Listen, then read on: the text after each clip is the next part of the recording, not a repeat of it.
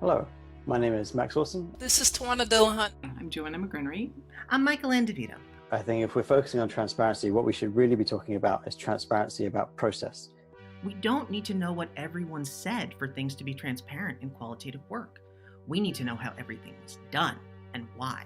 Concern about the ethical treatment and protection of participants should outweigh any expectations or mandates about transparency and sharing.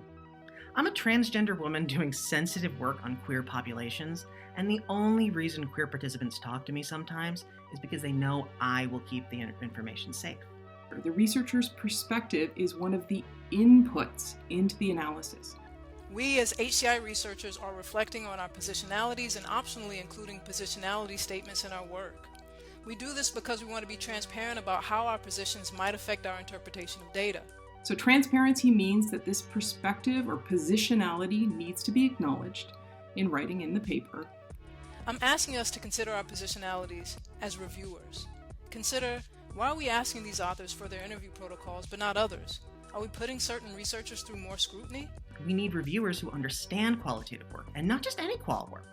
The specific type of work under review with the specific methods used. So as we iterate on transparency guidelines for qualitative work at CHI, including what we require researchers to submit as supplemental materials, we need to ensure that replicability is not the across-the-board standard that we are seeking. If we're going to be more clear about methods, which we should be, we need space. Especially considering that the thick description that's a hallmark of great qualitative work takes up way more space to begin with than, say, a regression table. What I want to avoid is mandating sharing and transparency and using, especially wary of this being used to reject work inappropriately when it's strong work. Finally, what if we made our reviews public, at least as a trial run, as a method of accountability? Qualitative work needs to be more transparent across the board. We can do better.